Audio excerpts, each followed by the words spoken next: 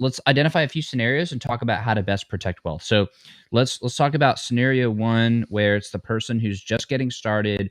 They don't have a tremendous amount of wealth, but they want to lay the foundation so that they can grow in the most efficient and effective way. That's kind of like it's like slot one. Slot two, maybe they're in their wealth building phase and they figured out how to make a ton of cash, and now they're starting to think about, okay, well, now I need to put that cash to good use. And so high earner, but not really sure about how to protect stuff. And then the third category are going to be people who they already have a ton of assets and a ton of wealth, and they're looking for some better ways to manage that. And maybe through those three lenses, we can kind of capture all the buckets of people out there. And for whoever you are, wherever you are in your journey, we have some actionable steps. And then if you think about it, also, we're providing a roadmap for people to go from I got nothing to I got the world on a string.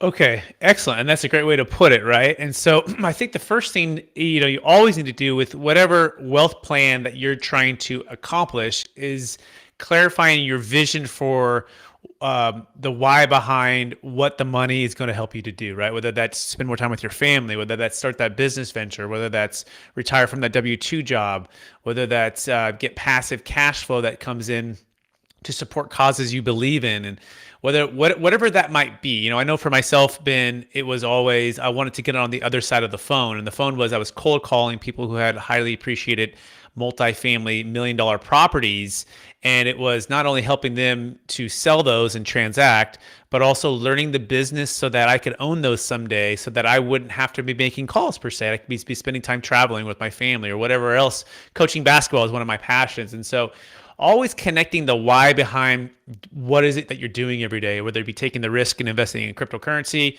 whether that be working really hard to earn some extra cash, whether that be saving a lot so that you can invest into more investments. And so clarifying the why and the vision is number one.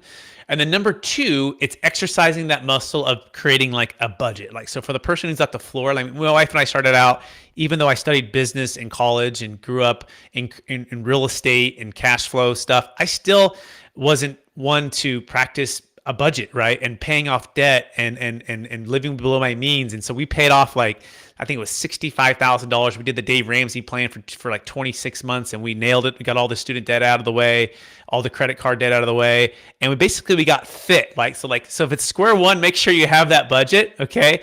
Number two is started to create opportunities to get cash flow. And I think real estate is a huge thing for me that's helped to do that. And it could be small amounts, and it's exercising that muscle of investing with partners or by yourself, a little bit of both.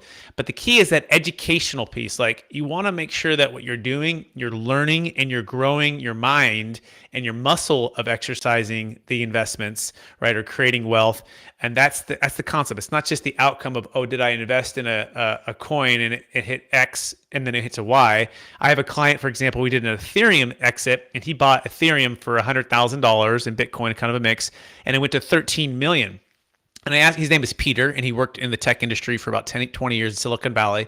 And I said, Peter, what gave you the fortitude to hold on during the ups and all the downs? And he goes, Brad, I've been in the industry for a very long time, but I've also studied Ethereum and Bitcoin for a very long time. And I had certainty of conviction that it was the future for a lot of different things. And he went on to share those things and how Ethereum is applicable and the practical application of it and all the. And I sat there going, like, I understand real estate to the way you understand crypto. But he understood it so well that he had the conviction to ride the highs and the lows. So it's this certainty of conviction for whatever you're investing in that makes all the difference. And so for him, though, the other thing was his wife. She was an attorney. She wasn't in the she wasn't in the tech world, and she was ready to get out. She's like, honey, we can like sell this thing at 6 million. In 2017, it hit like 6 million from about 100,000. She's like, let's get out. He's like, well, hold on. We have a huge tax. So it's not just about the appreciation. It's not just about the certainty of execution. But then once you become the multimillionaire in crypto or real estate, we like to say it's about the exit planning to make sure that you're not just going to give it all away to the government, right? And the government has provided legal ways to do this, but it's also your job to learn about the education of this, right? And this is where this all applies.